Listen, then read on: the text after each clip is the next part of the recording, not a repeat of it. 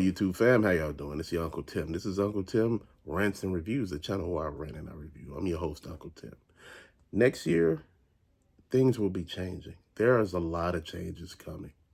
There's a lot of changes coming across these platforms that we all should know about. But a lot of us are so busy fighting with each other, man. And I don't understand why are channels fighting with each other or beefing with each other. Man, what the hell? There's a pot big enough for everybody.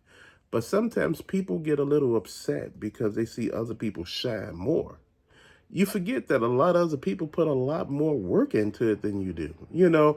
A lot of times we feel that because of all our fancy editing and all that stuff, it does a lot. It really does sometimes.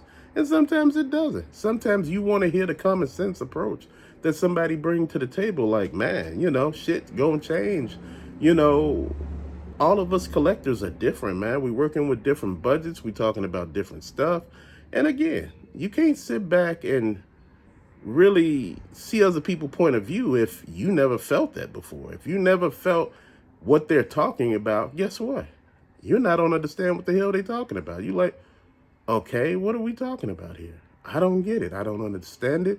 I don't understand what we're doing, man. I understand everything. I understand what I'm putting myself into. I understand where I'm going with a lot of stuff. Man, I understand the money that I pay on stuff, man. But I understand one thing. I'm not gonna let people push me in an area where I'm not ready to be. Like, I say a lot of controversial shit on this channel at times, and I do. And I don't want nobody linked to me and get the blowback from that, because I say stuff that I want to say. I'm not on sugarcoat it. I'm not on make it sound like it's something that it ain't. It is what it is, man. At the end of the day, you're going to understand that, hey, either you're going to like what I talk about or you're not. We all can move forward or move backwards, man.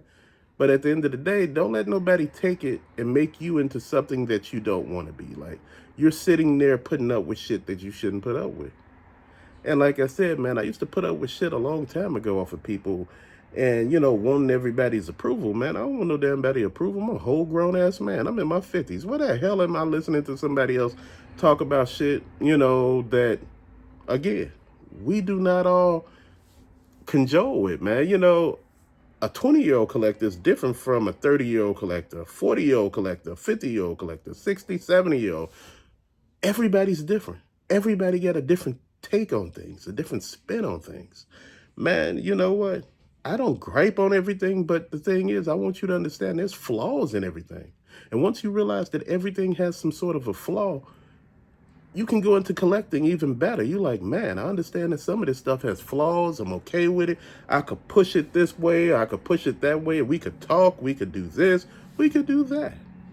But one thing that I'm not going to tell you to do is get out here and spend your money on some off-brand shit when I know people over here is begging for your money and, getting donations and shit like that. I had no problem with that. I have no hate, no shame, no spade. I got a membership, but you know what? I'm not really putting anything in it. I just put it out there because they said do it. I ain't gonna lie to you. I'm pretty sure if I put like 10 special videos on that damn thing, people will. But that's the thing, though. You got to keep doing this stuff. And that's the thing that I think a lot of people don't understand. As you put stuff in, then I hear people steady tell me like, see, the reason why, your stuff is okay because you're monetized and, you buy all this stuff off using your YouTube money and this and that. Bruh, don't you know you got to pay taxes on YouTube money? That ain't free money. What are you thinking? Whatever I make at the end of the year, shit, I got to pay at least 35 to 40% in taxes on that money. And to be honest, it ain't as much as people think it is. People make it seem like you make an arm and a leg here. Like, numbers and everything else like that is just, like, oh man, see, he don't know what he talking about. I told you he was making all this money. Nah, bruh, this shit come out my pocket. I spend my money on this stuff, man. That's at the end of the day, man. I understand and respect everything that I do. I respect all the hard work that everybody put into their channel. I respect, everybody criticism. I was watching Strat Man the other day, and he was like, he got to thin the herd. He got to get rid of some of his cars. And one thing that I think this man haven't realized is when you watch somebody's channel, you're not there for all the shit they buy. Sometimes you're just there for them. And the thing is, you can keep your Lamborghinis, man, and people will watch you. Why?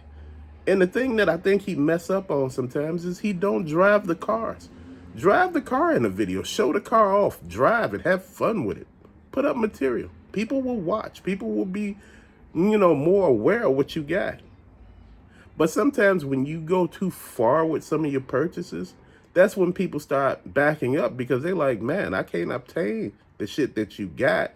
And it's starting to become unrealistic. So I'm going to back up and deal with somebody that I could relate to. Think about it. You know, I don't know what Elon Musk, collects. I don't know, he in there collecting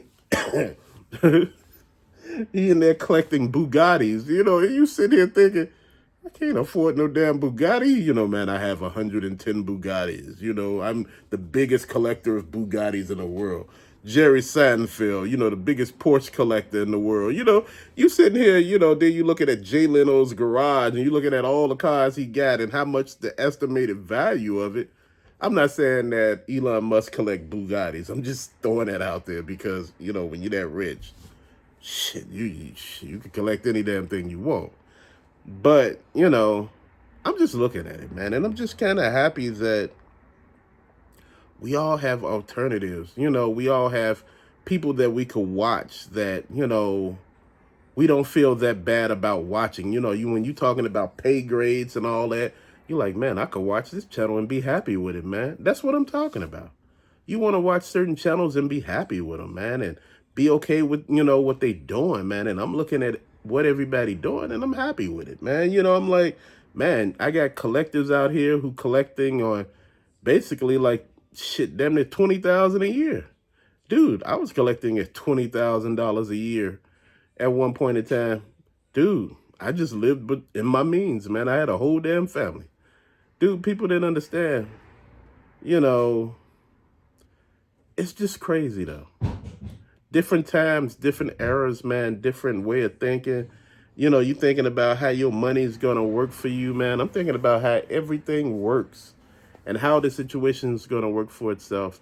And at the end of the day, man, that's all you can worry about, man. People tell you stuff, they want to be a part of your stuff. People don't want to be a part of what you're doing until you made it.